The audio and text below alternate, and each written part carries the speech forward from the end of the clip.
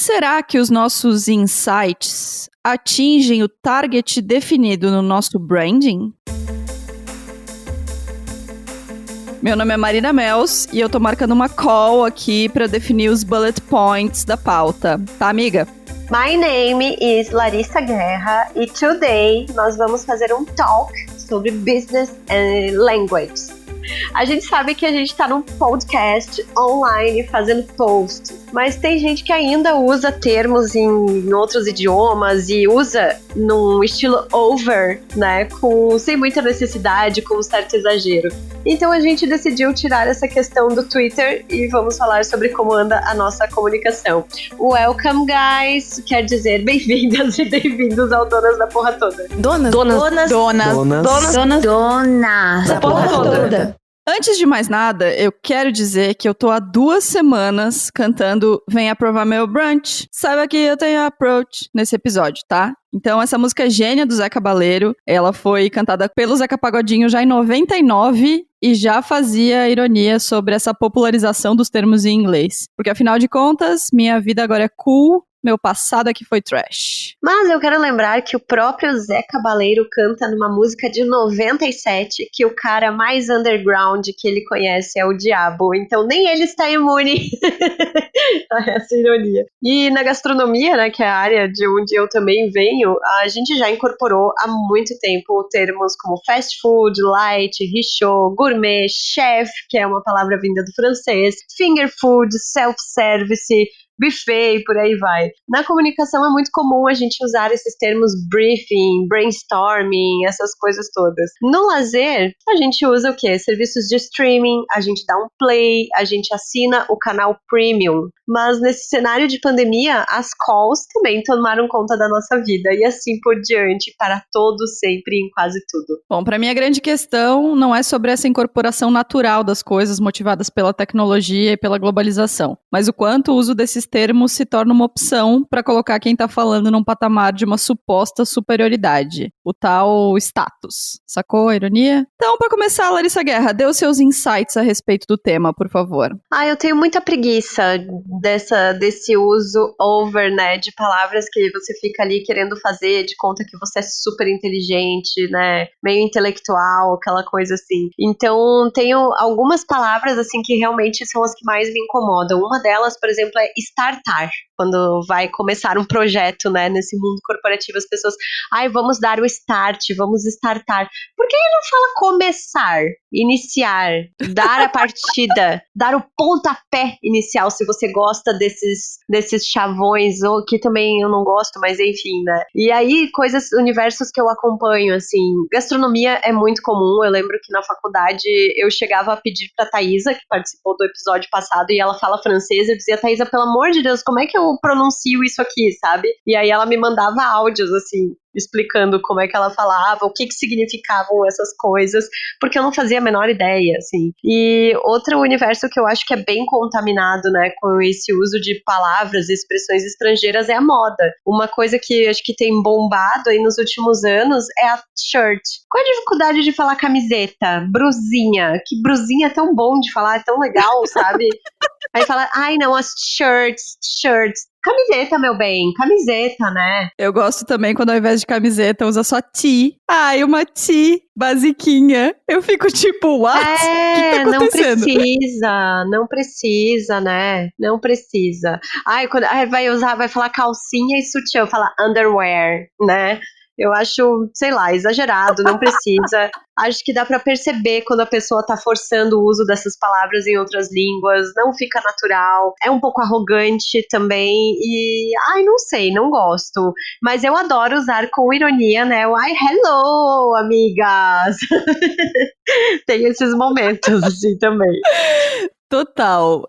Então, eu sou uma pessoa que tá na área da comunicação, né, do marketing, então eu já tô pegando um chicotinho aqui pra me autoflagelar, porque no fim das contas, esses termos, eles invadiram o marketing de uma forma irrefutável, assim, acho que não tem quem consiga fazer uma reunião inteira com alguém que trabalha com marketing sem ouvir um desses termos, assim. Mas eu acho que tem uma coisa que é o cafona, que é o que a gente tá falando, né, que é forçado, que é enfim, é ridículo, né? Eu morro de dar risada. E outra coisa é quem usa esses termos para se fazer superior, assim, sabe? Então, eu já fui a reuniões, por exemplo, em que tinha lá o cara do marketing incrível, digital branded market, né? Quando o cara terminou de falar, o cliente olhou pra mim e disse: depois você me explica tudo isso que ele tá falando, porque eu não tô entendendo é porra nenhuma. Então eu acho que vai muito desse lugar também, sabe? Do quanto a gente do quanto a gente usa esses termos às vezes pra exatamente enrolar, sabe? Porra, qual que é a dificuldade de falar orçamento ao invés de falar budget, sabe? Eu não consigo conceber assim. E aí faz lá uma apresentação de 500 slides com coisas, termos em inglês que o cliente não entende e vende aquilo como uma coisa incrível, sabe? Então, acho que tem as duas coisas, assim, o cafona, que é o que, meu Deus, é muito cafona, né? Socorro, esses termos. E, por outro lado, quem usa pra se fazer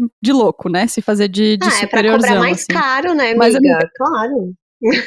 obviamente.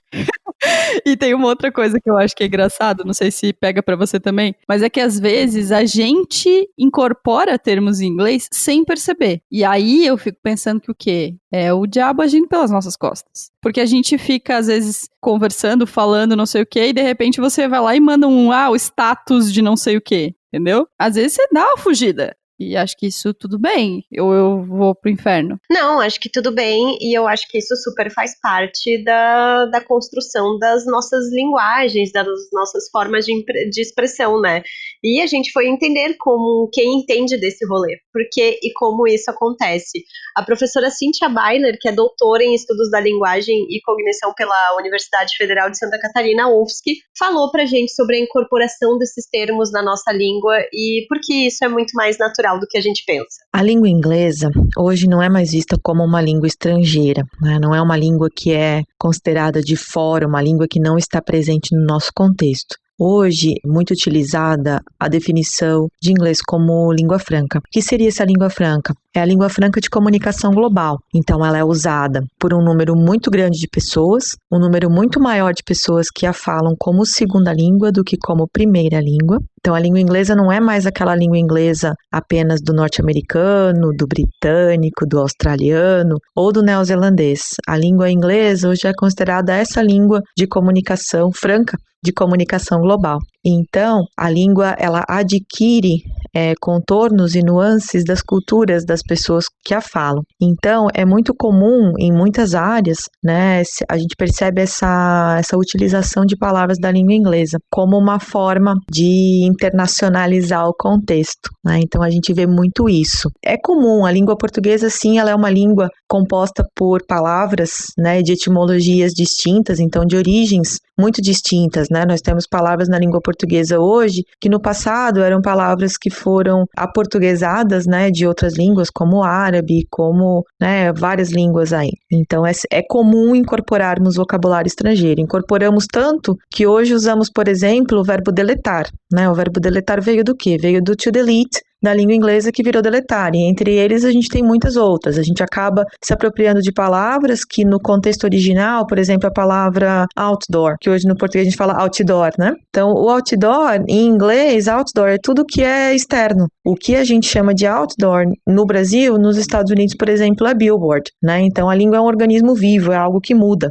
Esses termos em língua inglesa são utilizados em várias áreas, não apenas com quem trabalha com comunicação, tecnologia e marketing, né? Mas em todas as áreas, medicina, engenharia, né? A gente vê essas palavras que são trazidas de outras línguas, não só da língua inglesa também, porém a língua inglesa seria a mais comum. E isso se relaciona com o local ou o ambiente em que as tecnologias, as inovações são desenvolvidas. Então, como a língua inglesa é essa língua franca de comunicação global, muito se comunica em língua inglesa. Então, é uma questão de inovação mesmo. Então, parece que as pessoas acabam não encontrando palavras na língua portuguesa para denominar aquele determinado contexto ou objeto, né? E acabam trazendo essa palavra da língua inglesa. Então, de uma perspectiva de que a língua é um organismo vivo, de que a língua é algo que é modificado a partir da interação, do uso das pessoas, das necessidades delas, né? Eu não vejo isso como algo negativo. como uma cientista da linguagem, né, alguém que estuda linguística, alguém que é professor universitário e de língua inglesa, eu não percebo isso como um empobrecimento da língua portuguesa. Eu percebo isso como uma necessidade, acaba revelando as necessidades das pessoas em utilizar certos termos, certas palavras que denotam usos tecnológicos ou que denotam inovações nas suas áreas. Nós vivemos num país em que acredita-se no mito do monolinguismo, acredita-se que se fala apenas português no Brasil. Muito pelo contrário, o censo de 2010 trouxe o dado de que temos 274 línguas faladas neste país, das quais português e Libras são as línguas oficiais. Então, com um dado desses, nós temos várias línguas indígenas, várias línguas de imigração. Então, nós somos um país com muitas línguas e com muitas influências, apesar de vivermos neste mito de que se fala apenas português. Então, é preciso, sim, valorizar a língua portuguesa, é preciso, sim, valorizar essa língua que se fala nesse país, mas não só ela. Então, é preciso reconhecer que, por exemplo, na nossa região de Blumenau, nós temos tantas pessoas que aprendem alemão, que aprendem italiano como sua primeira língua, né? Às vezes o português vem como segunda ou é concomitante, né? É um aprendizado bilíngue, e isso também traz influências para a forma como nós falamos. Então, penso que mais do que valorizar a língua portuguesa, sim, valorizar todas as línguas que são faladas neste país. Inclusive a língua inglesa hoje é falada e é usada como língua franca. Então o mundo, como está cada vez mais globalizado, mais internacionalizado, é preciso sim que criemos políticas públicas, que criemos a cultura de falar mais do que apenas o português, que acredita-se como sendo a única língua falada nesse país. Então é preciso sim valorizar as línguas. E nesse contexto, também é importante lembrar que algumas línguas são valorizadas mais pela sua função econômica, pelo seu status, então são as línguas majoritárias, então diríamos que português, que inglês, que alemão, né, talvez sejam consideradas línguas mais valorizadas do que línguas indígenas ou do que Libras, que é utilizada por um público mais específico. Então é preciso realmente valorizar todas as línguas. Olha, eu fiquei choquita com essa informação de que a gente tem 274 línguas faladas no país. Eu acho que isso mostra que não tem desculpa, meu querido, para usar o tal do budget, né? Porque a gente tem várias influências, várias coisas, vários jeitos de falar no Brasil. E aí, vou fazer um parênteses para dizer que eu acho que uma das coisas mais incríveis que a gente tem no Brasil é a variedade de sotaques. Na semana passada eu estava fazendo uma call com um cliente e tinha uma pessoa de Goiás, eu aqui de Santa Catarina, uma pessoa do Nordeste, um paulista, e um gaúcho. Que reunião deliciosa, porque a gente fala de formas diferentes, com entonações diferentes, com gírias diferentes. Isso é muito legal. Então, eu acho tão mais legal a gente valorizar esses regionalismos, assim, do que, de repente, a gente cair pro inglês desnecessário ali, mandar um francês sem necessidade, um alemão, né, amiga? Já que você tá em Pomerode. Então, acho que tem muito disso, assim. Para mim, o que diferencia o que é natural do que não é natural é a intenção. Se você está usando aquilo para confundir ou você está usando aquilo para realmente se fazer entender, assim. O que você acha? Não, eu entendo que a língua se transforma, que é muito natural, né, esse processo. Tanto é que o português que a gente fala não é o mesmo português de 500 anos atrás e não é o mesmo português do nosso homem branco colonizador de Portugal, né? É muito diferente. A gente acabou incorporando sotaques, as línguas faladas pelos povos negros que foram escravizados, termos indígenas, termos árabes e por aí vai. O que me incomoda é forçação de barra, sabe? Que é o que a gente está tentando dizer aqui. Não é feio você incorporar essas palavras, né? Eu acho muito legal quando ela dá o exemplo do outdoor, né? Pra gente, outdoor, a gente, tá, beleza. E billboard é o outdoor fora. Então é muito louco. E eu lembro quando eu vi aquele filme do Three Billboards for a Murder, alguma coisa assim, e eu fiquei tipo, que isso, né? Sendo que, teoricamente, eu sou uma pessoa que fez um cursinho de inglês na vida, assim, né? É muito estranho a gente se acostumar com essas palavras estrangeiras que, na verdade, não são exatamente o que a gente quer falar. E aqui em Pomerode, onde eu moro, né, em Blumenau também, em outras cidades de colonização alemã, é muito comum as pessoas falarem alemão nos lugares. O meu mozão aqui, ele fala alemão, ele foi alfabetizado e aprendeu a falar alemão desde criança com a família dele. Mas uma coisa que eu tenho um pouco de preguiça, assim, é de que tudo que se cria, assim, em termos de negócios, de empreendedorismo, de o que é para se vender, sabe? Você bota nome em alemão. É cerveja, tudo quanto é cerveja, beer, sabe? Tipo, não precisa, meu bem. Será que realmente a gente tem que ficar o tempo inteiro procurando palavras em alemão para vender, assim, uma ideia de uma empresa, sabe? Ou é só para cobrar um pouco mais caro para dizer que tem essa aura de, nossa, olha como somos alemães, né? Sei lá. Talvez eu apanhe por conta disso na rua, mas enfim. Não, eu vou estar lá pra te defender, amiga. É que eu acho que é isso que a gente tava falando, assim, depende tanto da intenção, né? É a intenção da pessoa que tá por trás daquilo, assim. Eu gosto muito quando a Cíntia usa o termo descolonizar, né? E me lembra muito de Bacurau, inclusive. Porque tem uma parada muito da gente não olhar pro que foi colonizado na gente, né? Ou olhar demais, sabe? Ou vender aquilo demais, assim. Eu lembro que quando a gente foi criar o podcast Donas da Porra Toda, uma das nossas primeiras premissas do nome era não vamos ter nome em inglês. E acho que tem gente que parte do pressuposto contrário, né? De tipo, vamos botar um nome em inglês aqui que acho que vai bombar melhor, assim. Então, se na nossa vidinha a gente já vê que o inglês tá tomando espaço, quem trabalha na área de tecnologia tá, assim, né? Startupeiro até o fim. A Carol Passos, que sempre contribui aqui com a gente no Donas, ela nos contou a história de um evento para esse setor que percebeu um aumento da diversidade ligado à linguagem. Eles trocaram alguns termos em inglês por termos em português e perceberam essa mudança. A gente foi conversar com a Bruna Maia, que é consultora vocacional e uma das organizadoras do Startup Weekend Social Impact. E ela, apesar do nome em inglês, realizou esse trabalho de comunicação mais focado em palavras em português. Fala aí, Bruna. Todos os segmentos e profissões têm seus próprios jargões e uma linguagem, digamos assim, da prática, né? Em TI isso não seria diferente. O dinamismo do mercado e as trocas com os outros países faz do inglês a língua mais prática e que torna o dia a dia muito mais dinâmico. Pensar no uso dos termos em inglês dentro da área de TI é pensar também em quem está se comunicando, e aí vem um olhar para o perfil do profissional. Alguns adotam os termos em inglês, ainda que haja, de alguma forma, algum substituto na língua portuguesa, por não ter feito essa associação ainda. Porque esses profissionais são mais práticos e mais objetivos mesmo. Mas também existem os profissionais que têm interesse em se destacar dos seus pares dentro do mercado. E aí, de uma forma, digamos assim, mais autêntica, ou não, muitas vezes, né? Acabam incorporando os termos para se destacar mesmo. Uma coisa é certa, quando se trata de comunicação é sempre melhor, mais prático, mais econômico, inclusive, se fazer entender, ser o mais claro possível. Se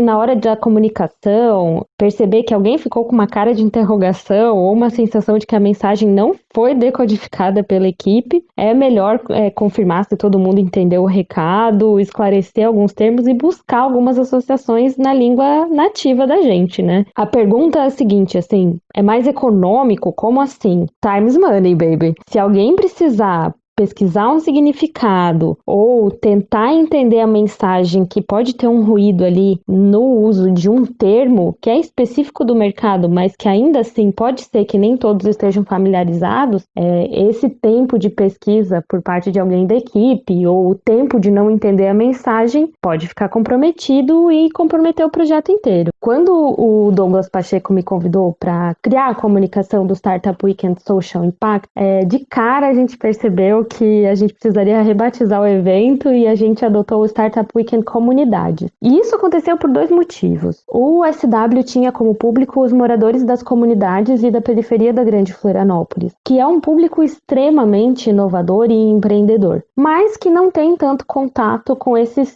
termos usados dentro do ambiente da tecnologia ou das startups. E a gente queria que o evento fosse realmente inclusivo.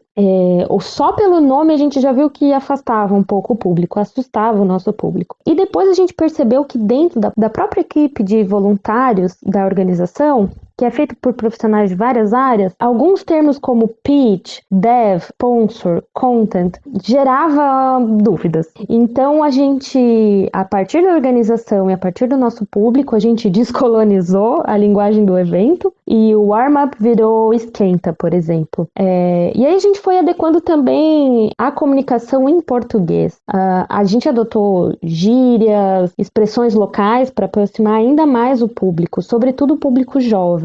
E o resultado foi maravilhoso. Os ingressos esgotaram em mais de um mês antes do evento. Foram mais de 100 pessoas que participaram e os próprios jurados, que eram nossos convidados, reconheceram que essa edição do SW com certeza foi a mais inclusiva, foi a mais diversificada, que contou com uma participação de mais pessoas pretas, de pessoas de bairros periféricos, pessoas que vieram até de outros estados participar especificamente daquela edição. É da natureza do ser humano buscar pertencer. E a linguagem é também uma forma muito poderosa para que as pessoas se sintam acolhidas ou para que as pessoas se sintam distanciadas. Então, quando a comunicação tem o objetivo integrar as pessoas e deixar as coisas muito claras, as pessoas se permitem se sentirem mais seguras e elas ficam mais confortáveis para contribuir da melhor forma que elas puderem.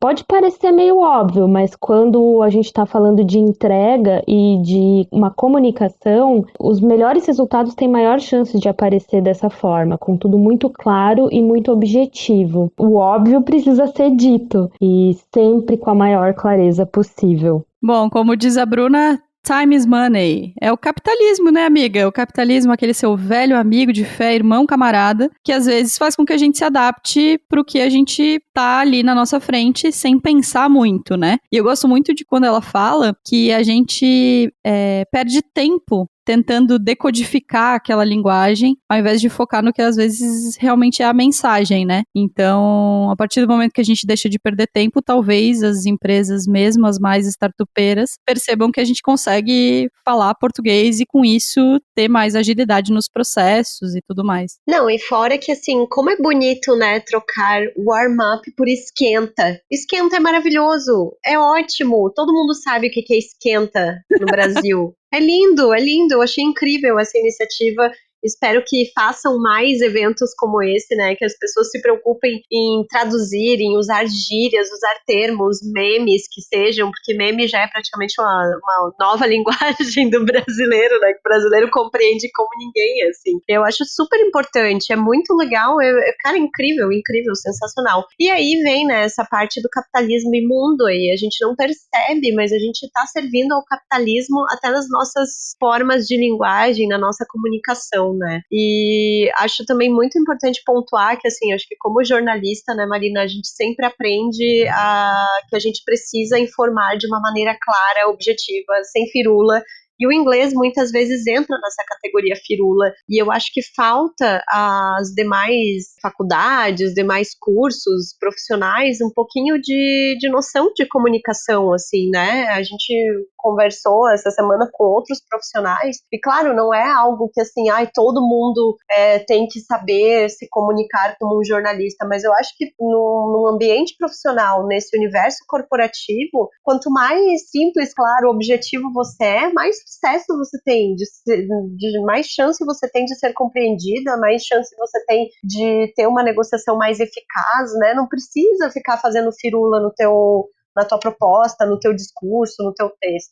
Então, eu falo muito sobre isso quando a gente faz o treinamento para os clientes falarem com os jornalistas lá na empresa, né? E principalmente para a galera de tecnologia, eu sempre falo que você tem que falar algo que vai ser compreendido pela sua mãe que está em casa assistindo, pelo seu chefe que tem que te achar inteligente e por uma pessoa, um transeunte qualquer que está passando na rua, que não entende do seu negócio, mas que pode ser um cliente seu. Então, para atingir todas essas pessoas, só tem um jeito de falar, que é de uma forma clara em português. Então, acho que, claro, em reuniões exclusivas da galera de tecnologia, em reuniões exclusivas do pessoal do marketing, tudo bem, quer usar os termos em inglês, usa. Acho que o problema é quando isso é utilizado na intenção de segregar, na intenção de separar quem sabe do que você tá falando e quem não sabe do que você tá falando. Ou pra ser cafona mesmo, pra ser ridículo mesmo, porque, meu Deus do céu, né? A gente, às vezes, usa esses termos, mas tem gente que passa do limite e exagera, e é sobre isso que a gente tá rindo aqui, né? A Malu, a Maria Luísa Lang, ela fez um tweet esses dias que foi: quantas palavras em inglês cabem na mesma frase do homem branco líder de empresa no Brasil? E aí eu fui conversar com a Malu. Ela é minha parceira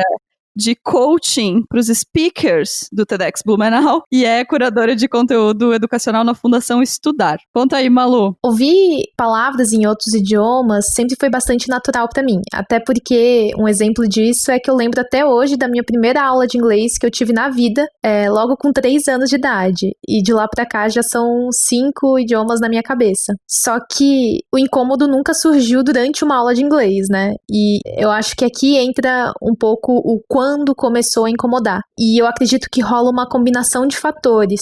O primeiro é que toda vez que eu uso um termo que é corriqueiro pra gente em outro idioma, como, por exemplo, esses dias eu ouvi a gente pode e vai advance, a gente vai avançar, na mesma frase, assim. E o segundo termo que eu acho, o fator que impacta nesse incômodo é a repetição. Não de uma mesma palavra, na real que isso também, mas quando em uma frase parece que existem mais palavras em inglês do que na própria língua portuguesa, sabe? Acho que, então é isso que incomoda, assim, tanto você saber que a pessoa sabe a palavra que ela quer usar, então não é fora do vocabulário rotineiro dela, e também quando você encontra mais de uma palavra em outro idioma na mesma frase. Eu acredito que por frequentar vários eventos corporativos e conversar com pessoas de áreas que são mais expostas ao mercado e ao vocabulário internacional, como áreas de criação ou até mesmo no mercado financeiro, são nesses ambientes que eu ouço mais esses termos estrangeiros na ponta da língua das pessoas. Até porque quem nunca ouviu numa agência de publicidade, por exemplo, putz, tá quase chegando o meu deadline e eu ainda não tô nem perto de captar o budget necessário para bater todos os KPIs desse último mês, né? E falando de motivação, eu entendo que existem culturas corporativas que têm esses termos bastante enraizados na rotina da empresa. E, de novo, eu tô falando de um job, de uma sessão de brainstorming, de validar o business plan. E eu nunca parei para perguntar para um desses profissionais, tipo, ei, por que você fala essas palavras o tempo inteiro? Será que não te incomoda? E eu entendo que, em parte, é meramente um comportamento de ecoar o que a gente já ouve todos os dias, na maior parte dos nossos dias que a gente passa nos locais onde a gente trabalha, né? Agora, uma coisa que eu tenho observado mais recentemente é que o número de termos em inglês em uma mesma frase parece crescer de acordo com o número de privilégios que a pessoa possui. E aqui lembrando que o topo da escala de privilégio, pelo menos aqui no Brasil, ainda é o homem branco de classe média alta, cis, e o resto a gente já sabe, né? O conhecimento, ele infelizmente ainda é visto como algo que é restrito no nosso país. E quando a gente se comunica em outro idioma, a gente está diminuindo mais ainda o número de pessoas que podem não só ter acesso ao que a gente está falando, mas nos entender plenamente. E assim a gente desenvolver e estabelecer um diálogo com aquela outra pessoa. E outra coisa que também está ligada com essa perspectiva de acesso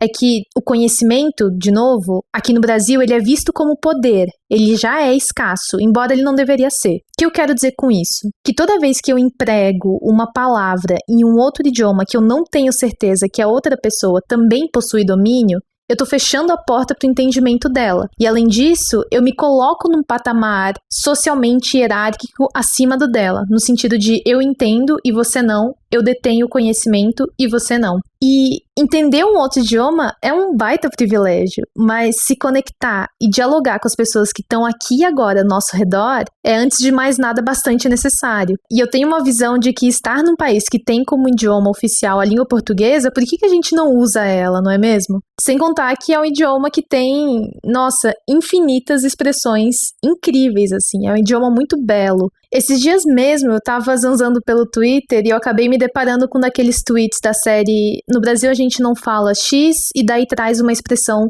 genial aqui da nossa terra, né? E naquele dia foi "No Brasil a gente não fala clickbait, mas a gente fala jogar verde pra colher maduro". E eu acho isso lindo.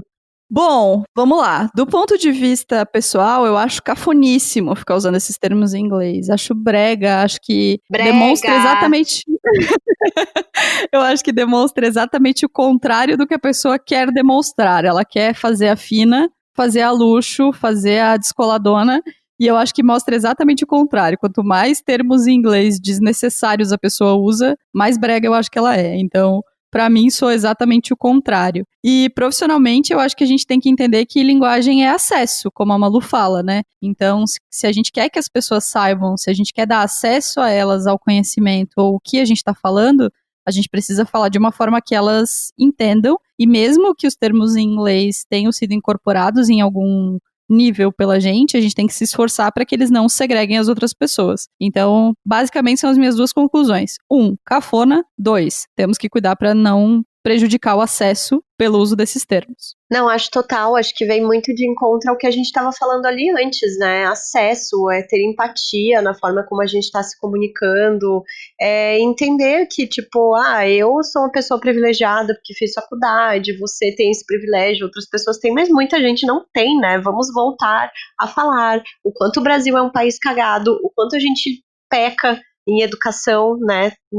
Não vou nem começar, porque senão já começa a ficar pistola e hoje eu tô muito bem, tô muito de boas hoje, paz, né? Mas acho muito importante isso, sabe? Uma coisa que eu já vivi várias vezes em cozinhas, trabalhando, é essa dificuldade de expressões, assim, de ter várias expressões do português ou do inglês, do francês, e aí você vai e fala pro cozinheiro, o cozinheiro vai e escreve errado, sabe? Banoffee, né? Que é aquela torta de banana lá com doce de leite, que a gente, na verdade, com caramelo que a gente usa doce de leite no Brasil. Mas onde eu comprava para revender no restaurante, eles sempre escreviam banoffee errada em cima da torta. Só que como é que eu vou dizer para essa pessoa? Porque provavelmente a equipe não teve ali uma orientação de, olha, você tem que escrever exatamente assim. Aí você vai e fala lá pro teu cozinheiro, faz uma banoffee e escreve banoffee em cima. Ele vai escrever como ele entendeu. Então, eu também me tornei, ao longo do tempo, uma pessoa muito mais compreensiva em relação a erros de português. Já aconteceu, assim, de alguma vez ver um erro de português em alguma loja, alguma coisa, e aí eu não vou tirar foto e ficar zoando isso, sabe? Não acho legal. Acho que a gente precisa ter esse carinho, assim, de entender que educação é um privilégio no Brasil. Educação de qualidade é para poucos no Brasil, não é para todo mundo, sabe? E aí, pra gente encerrar esse raciocínio, né? Eu gosto muito quando a Malu... Ritei, mas uma coisa que eu amo na fala da Malu é quando ela lembra das expressões do português, né, que eu acho incríveis, assim, eu acho lindo, e quando ela diz, o jogar o verde para colher maduro, né, eu lembro muito também de uma que a gente usa muito lá em Lages, que é, você pode fubá que eu já tô com a polenta pronta, né, pra dizer que eu sou muito mais rápida do que você imagina, meu bem, agora me caiu os butiá do bolso, caiu o cupi da calça também, e por aí vai, né? São várias expressões tão bonitas que eu acho que a gente poderia voltar a popularizar e não ter vergonha de usá-las, assim. Mas eu acho que é isso, né? Acho que se trata de ter uma comunicação mais empática, que olhe com carinho pro outro, que seja clara, que seja objetiva, que não fique fazendo firula só pra parecer que é chique, é cool, é trend, né, meu bem?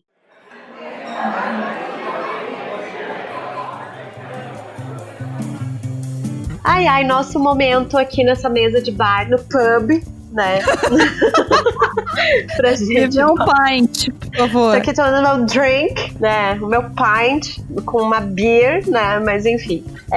Lembrando vocês que vocês podem conferir todos os nossos conteúdos, tudo que a gente tem pra vocês, feito com todo amor e carinho lá no www.donasdapetoda.com.br, que a gente tem a nossa campanha no Apoia-se. É muito importante receber a ajuda de vocês. A gente agradece as pessoas que já estão doando, né? Porque já temos apoiadores lá fazendo parte dessa corrente pelo o sucesso do capitalismo no Donas, mas é muito, muito importante mesmo. Outra coisa que eu quero lembrar é que você pode assinar a nossa newsletter, a nossa cartinha, né, que eu acho mais bonito dizer cartinha, e você também pode acessar lá no @donasdapetoda no Instagram, usar o nosso filtro no Instagram e bombar linda e plena por aí. Marina, eu quero primeiro as suas dicas. Bom, vamos lá. Eu acho que dos jeitos mais bonitos da gente se encontrar com a língua portuguesa é através da música e através da poesia. Então, eu quero indicar para quem ainda não deu uma olhada no Toda a Poesia do Leminski. O Leminski é o meu poeta favorito. É um poeta de Curitiba que tem uma poesia disruptiva, para usar o termo startupeiro, mas tem uma poesia que me encanta muito. Eu gosto muito dos versos curtos dele e acho que a poesia é sempre uma forma da gente se conectar com alguma palavra que fazia tempo que a gente não olhava com carinho. E quero indicar também música, claro, pra gente prestar atenção nas letras, pra gente entender um pouco mais sobre as vivências de outros lugares. Eu gosto muito de ouvir músicas de autores que não são da região onde eu moro, que tem um sotaque diferente, que tem uma forma diferente de ver o mundo. Tem um disco do Zé Cabaleiro que eu gosto muito, que é de músicas portuguesas, de Portugal, realmente é lindo, é um disco incrível. E gosto muito também das canções do Chico César. Então, pra mim, ouvir um disco do Chico César é dar aquela respirada e pensar que a língua portuguesa nos reserva grandes surpresas sempre. E também quero dizer uma coisa que eu acho que tem me feito bem, que é, mesmo quando a gente vai ver séries estrangeiras, assistir séries em outros idiomas que não sejam inglês. Eu vi recentemente uma série, eu gosto muito de série de criança, né? Série de adolescente. Então, vi recentemente uma série em espanhol, vi uma série francesa. Acho que isso é muito legal, porque além da narrativa audiovisual ser muito diferente e a gente descolonizar um pouco dessa visão norte-americana das coisas, ainda a língua traz um frescor para os nossos ouvidos, assim, sabe? Como se a gente não tivesse acostumado a ouvir aquilo e a gente não tá, mas também dá uma refrescada, assim. Eu acho muito, muito bom fazer isso. Então, minha categoria favorita lá na Netflix é séries estrangeiras. E tua amiga, qual a dica? Eu quero dar a dica, acho que provavelmente boa parte de quem nos ouve deve seguir, porque é um perfil de Instagram bem famoso, que é o Gringo Dictionary, né? Ele traduz essas expressões do português para o inglês, sempre de uma maneira muito engraçada, assim, é muito bonito mesmo esse trabalho de valorização, meio que às avessas, assim, né? Outra coisa também que eu queria comentar, que eu não comentei antes no episódio, é sobre, eu acho que eu vi alguém falando sobre isso, né? Se você não traduz petit gâteau pro português, então não precisa traduzir pão de queijo pro inglês, né? Quando você vai falar de algum prato brasileiro para estrangeiros, assim, eu acho que é muito importante a gente preservar também. Fala feijoada, fala paçoca de pinhão, fala o que você quiser, né? Mas vamos preservar, fala acarajé, né?